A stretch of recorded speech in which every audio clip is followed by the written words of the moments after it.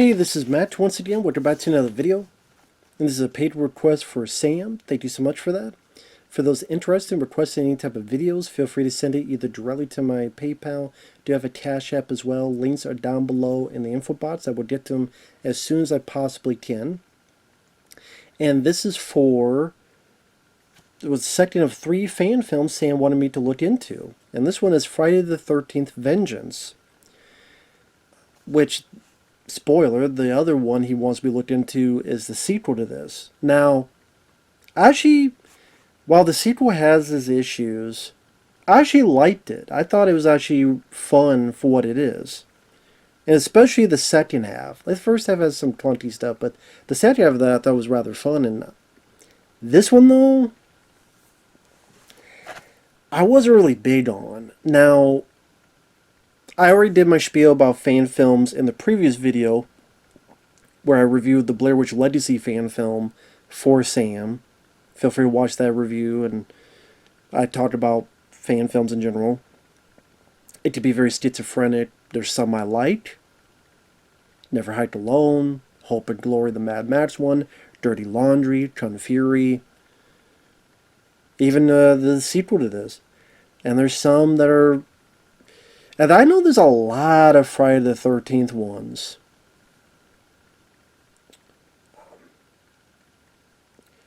And I might have seen one of them, but it's been so long I don't remember anything about it, so maybe I have to revisit it again. Because I know there's one called Voorhees. There's Roseblood about Friday the 13th Part 7, which I don't think I saw all the way through. It's been so long I don't remember anything about it. But it's based on Friday the 13th Part 7. There's a shitload of them. The ones I remember is Never Hike Alone, Never Hike in the Snow, which I didn't like, and Never Hike Alone 2. And now these two. Those are ones that are fresh in my mind now. Never Hike Alone I like. It's my favorite fan film. I think the Mom Stomp are assholes, especially the director. He's a fucking asshole. I could go with a whole 10-minute rant on that motherfucker. Long story short, I saw Never Hiked in the Snow. Someone asked me my thoughts. I gave a little opinion on it. I was being kind of kind on it. I'm like, yeah, it's not much to it. If you saw the trailer, you saw it.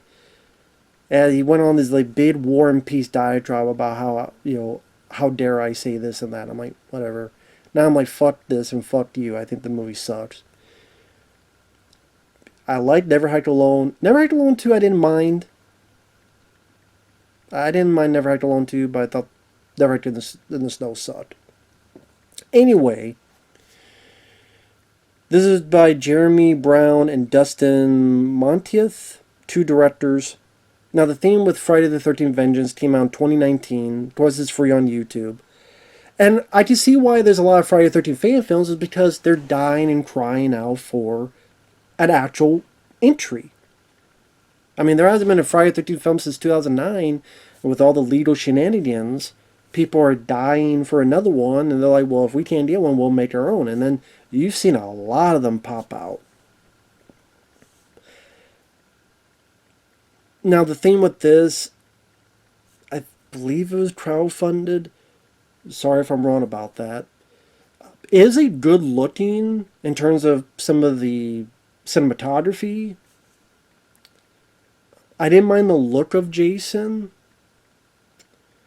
It does have music from Harry Manfredini, so the score is nice to listen to because it's like him doing a score for a new Friday the 13th film. So, score solid on that front. It does introduce some interesting ideas, and you can tell that the makers of this were particularly big fans of Friday the 13th Part 6, Jason Lives. Just in this and the next one, a lot of nods to Part 6. In fact, this is based on if Part 6 was the last Friday the 13th film, and I guess like this is years and years after that. Now, C.J. Graham, who played Jason in Part 6, he's in this as the role of Elias, Jason Voorhees' father. Now, I like C.J. Graham as an actor. I liked his portrayal part 6. I'm not sure about him as I personally never met him. I have a friend that met him at a convention. Apparently, the guy was like a dick where he wouldn't look you in the eye. He did like the weakest handshake. I could mention my friend Fabio. He met him, and he was one of his favorite Jasons. And hey, they're both in the military, but again, gave him like a weak handshake and not look him in the eye, and gave like whatever, like didn't want to be there kind of answers. So that's a bit disappointing to hear. But I will say he did a good job here as Elias. The director of Part 6, Tom McLaughlin, he makes an appearance as a graveyard caretaker. He's actually in the second one. He has more to do. Here, he's just tossed Elias at the grave of his son, Jason Voorhees. Now, it's never explained how he came back to life. He just did. But this is a movie a fan film, that is ambitious, but the problem is there's too many fucking things going on. There's too many things. Now, also, a kryptonite for a lot of these fan films is the acting. A lot of times you will get just horrendous or bad or just amateur acting because they're amateurs. This is a fan film, so you're not going... Although sometimes you get actual actors, and even they're not the greatest in them. But there's another one of those cases where the acting is not that great for a lot of the folks in here. The writing isn't much better either, to be honest.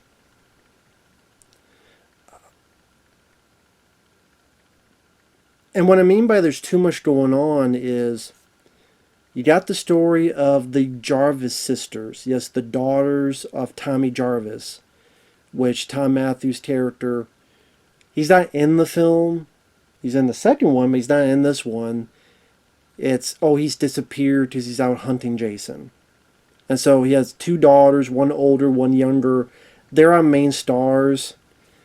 They're not the best actresses. I actually thought the older one did better in the second one compared to this. But, I mean, I think the younger sister was not that good. The older I could deal with. But a lot of the acting from the other people were not the best. And one point of the acting, I will say that I like. The sheriff is played by Steve Dash, which this is, of course, before he passed away. Steve Dash was the real Jason in Part 2. And they do make that a point, like they keep referencing that. But what I like is that he's more like a New Yorker. So when he talks, he did make me laugh with his attitude.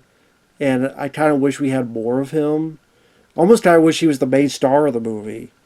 Just like this reporter's giving him shit. He's like, "You listen to me, you little fuck. I'm the real Jason guy worry about in this town. You crossed the fucking line." I had fun watching him. Like I say, he may not be, Oscar caliber, whatever, but he was fun to watch. I kind of wish he was in it more. But what I was saying, where there's too much stuff going on. Okay, you got the sisters. So the older sister is friends with this guy who's been doing all this research and has his journal. And then, well, maybe what if Jason came back and she doesn't believe in the guy? And so then they get together with this other group, the older Jarvis sister and this guy. And this group they're related to survivors of the Friday the 13th films. So like one is related to Amy Steele's character. One is related to Dana Kimmel's character. One, I think this is related to, in Part 2, the girl that was killed, I think, in the bed. And then in Part 4, the guy who went looking for his sister, and he's killing me in the basement. I think the one person was related to them. I think the reason I say I think is because they do this whole deal where, oh, these are related to those people. But it didn't fucking matter because they were barely characters. And they barely did anything. And that whole bit about them being either the kid or the niece or whatever, it didn't fucking matter at the end of the day. It felt like we were just going to shove that in, just, hey, do you get the reference? So then you had the older sister Jarvis and this other guy hanging out with them and preparing with weapons to find Jason. Then you had the younger sister getting with a friend and kind of wander around, wondering what's going on. Then you have two tour groups, which one gets killed pretty early on, but then you have this other tour group that go around the woods and find where's Jason out here? Ooh, that type of thing. Which in the one tour group is Darcy the male girl from Joe Bob Briggs, who cannot act for shit, man. I missed the male girl from Monster Vision. That's how I remember. This, I guess, is in the new, which I didn't watch many of those because I don't have Shudder. But she can't act for shit. She has this, I don't know what's wrong with her face. It's like anytime Darcy's like a pout. What the fuck? Then you have this one bit where these prisoners are out working in the woods for this program. Like, they throw in a lot of characters in here. Oh, and then Elias, where he's also killing a couple people, including the people that made his boy drown in the first place. Then they show a flashback to what happened, and apparently one of the people fucking was an ancestor of Tommy Jarvis. So you get to like the Jarvis grandma, and the other was Steve Dash. So Elias like kills 2 or 3 people, and then ultimately gets to grandma and Steve Dash and kills them pretty much off screen. Especially Steve Dash off screen. And it's like, okay, you got Elias, and then he's killing a couple people, and he pops in every once in a while. Then you got it's like, it's trying to go so much that it just leaves it unfocused. And most of the acting isn't that great. The kills, there's a lot of kills, not all, but there's a chunk of kills that are off screen. Which, with this kind of thing, it's like you kind of want to see the Drew. You want to see the blood. Now, some is shown, to be fair, but once it's just a bit too much off-stream stuff that I did think they made up for in the sequel. It's one of the things I like more about that.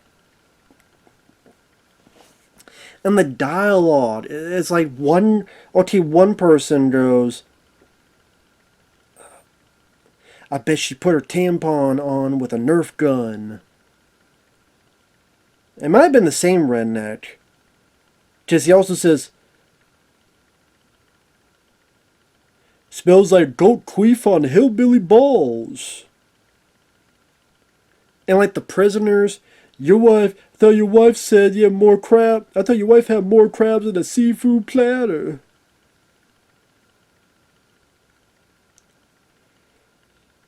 And it's like, god damn, like, this dialogue is fucking terrible. The one tour group, there's this long joke about pitching tents. And of course, the one guy means pitching a tent with his dick. And it's like, oh yeah, you want to help pitch tents? And they talk about pitching a tent, but everything is a sex euphemism. Oh, this rod is so hard, isn't it, man? Yeah, this rod is pretty long. And it's like, Jesus fucking Christ. Friday the 13th films, I don't remember being as shitty dialogue as this.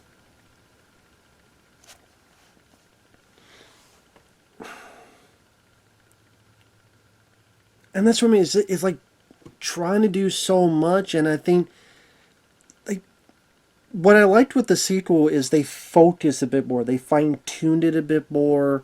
And while again, there are some issues I really wish I would get into this one, but it felt just better paced. And this is kind of just gone all over the place. And again, a lot of the acting's pretty bad. But yeah, I mean, to go through it, they say Tom McLaughlin has a cameo. He's in the sequel more. Then you have this group of people. You get to see some titties in a tent. One guy gets his head crushed by a rock.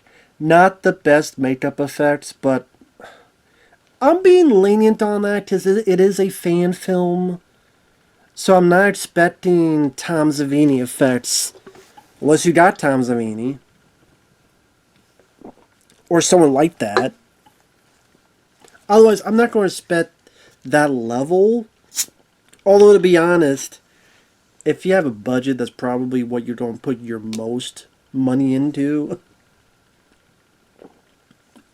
At least that's the way I look at it.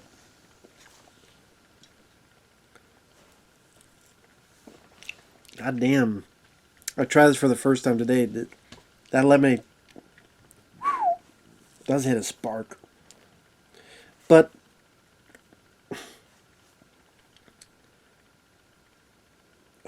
I forgot what. Some of the makeup is fun to watch, even though you tell the low budget. The best kill is the annoying hillbilly fuck. Jason grabs his head and does like a Mortal Kombat, rips it off, and then you see a little bit of a spine hanging from the bottom. That was fun to watch. Again, it's not Tom Savini effects, but it's fun to watch. It's entertaining. And again, that was the best kill in the movie.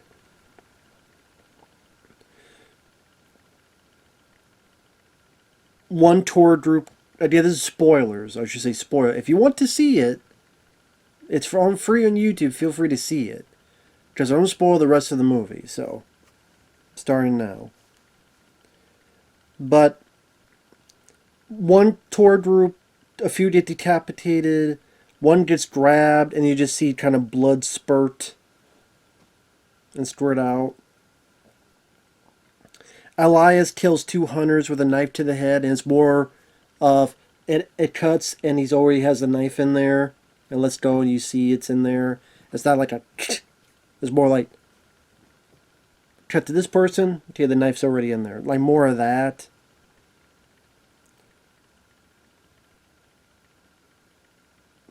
One, Jason uses like a car window, like the windows rolled down, and he grabs the girl and slams it down, and the head comes off. Like that was kind of fun to watch. The prisoner scene, I have no idea why the fuck this scene is in the movie, because it's like prisoners in orange jumpsuits. They're talking about, well, was that Crystal Lake or Forest Greens? It's the same place, dummy. And then, like, the bodies are found and they see some footage, but you don't really see Jason do anything. Just people falling down and fall down some more and falling down some. There's even, like, this big guy who's ready to fight Jason. And you don't even see the result of that till the fucking sequel. And here, it just. They face off, then it cuts away. And I'm like, why is this scene in the fucking movie then? It's all cut away. You don't see anything. It felt like. I don't know if this is the case. But like, imagine a crowdfunding thing. If we did this much money, we don't show this big scene where these prisoners die and there's all these graphic moments. But they didn't get the funding, so, it's all cut away. They fall around. It's still part of the death count, but you just don't see anything. Then I'm like, then you might as well cut it out then. And because it really affects the pacing in the movie.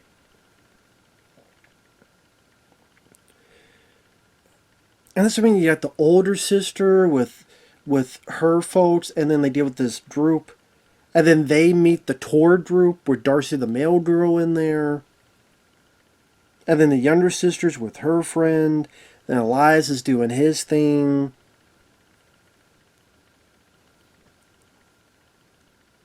Then you have the flashback with Elias, and he finds his kid in the lake, and he uses the Necronomicon. Oh, and apparently they have it where I think this is what they were going for. I could be wrong on this, but remember the beginning of Friday the 13th where the two people die, they're murdered, then it cuts to the credits, then you cut to years later? I think this is trying to infer that Elias did those kills and not Mrs. Voorhees. Which I thought was kind of a weird retcon. I mean, I guess to be fair, you were never told who did those kills, those two, but kind of inferred by the ending of Friday the 13th, like what she did, but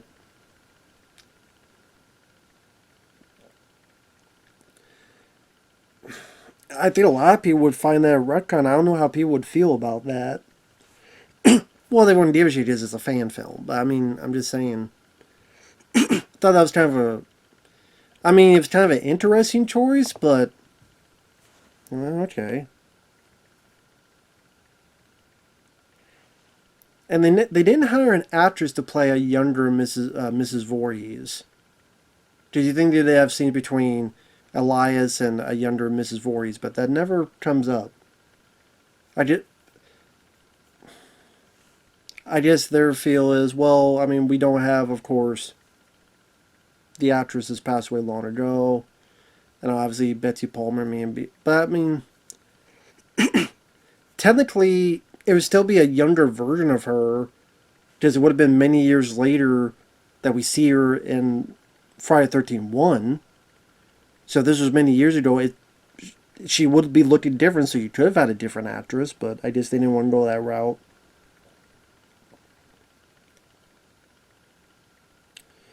I mean, there's a pretty hefty body count, but again, a lot of it is off screen. Again, there's some you see, the tour guy, one gets a bottle, it comes out the back of his head, that looked neat to me. But then, like, Darcy the male girl, I guess her character's now a lesbian, making out with someone, and Jason goes up, and I could not tell what the fuck happened, so I had to rewind it a bit. I guess they're both making out on top of each other, and Jason stabs both of them in the head with like a steel rod or something. But I couldn't tell because you could barely tell something happened. You didn't really see like a big makeup effect or anything. Same with like there's a guy who just killed with an axe, but it's a cutaway. And then there's a guy that gets stabbed. I guess he gets gutted, but it's like near his waist, but imagine this was the waist, right? This Mountain Dew thing, right? Right here. Shut up. But imagine the camera's like right here. So you see like that. Like literally like but you don't really see the meat and potatoes. It's like all the way up here, the framing. Which I didn't understand that, other than, well, we don't have the budget to show it, so we're hiding it. But you could tell you're hiding it. And that's where Elias kills the old woman, Jarvis. Steve Dash is killed off screen.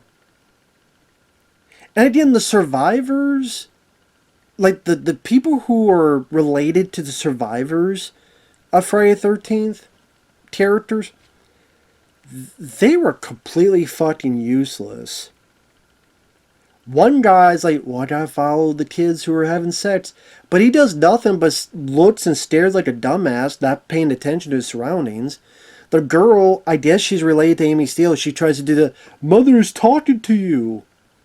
I'm like, did you forget the point that she had the fucking sweater? guess you didn't listen to Amy Steele's story when she told you this. I guess you didn't listen to that part of the story. She just goes, Jason, mother's talking to you. And then Jason just grabs her and beats the shit out of her. You don't see the specific, but you just see and blood flying. Beats the fuck out of her. Almost as if the makers of the film hated that idea. And so this idea fucking sucks. Fuck you, you piece of shit.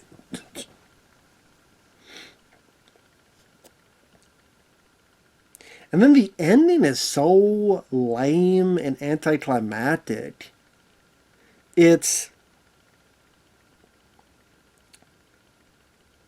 the older Jarvis sister, after her buddy with the beard, he's hiding under a boat, and then Jason stabs through it, and you hear the sound effect. You see a little bit of him getting stabbed through the boat, the canoe that he's hiding under, but the final bit is you see Jason just stab through. And again, the look of Jason I like. I like the look of Jason. The hockey mask and all that. The guy who plays him was fine to me. But she stabs Jason, then Elias stabs her. Then Elias goes, kill them, Jason. Then Jason stabs Elias. One of the deputies is there. He calls in, he turns, Elias disappeared, and Jason just walks the fuck away.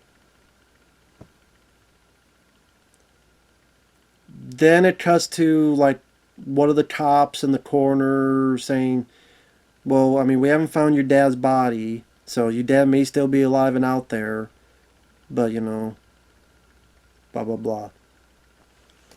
And a younger and older Jarvis sister hugging each other. Then it cuts to Jason seeing Elias sitting there. So I guess, then you're wondering what the fuck is going on?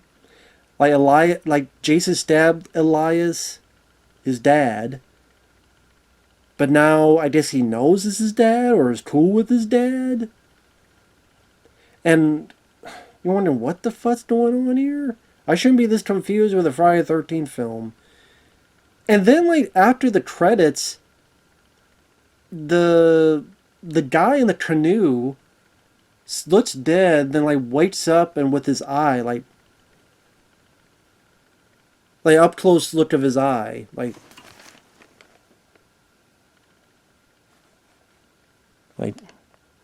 I did fuck it, I did. Which leads to nowhere in the sequel. Because, spoiler alert, you just find that dead body under the canoe anyway, rotted away, so why did they even add that in the previous one? Unless they forgot about it. But anyway.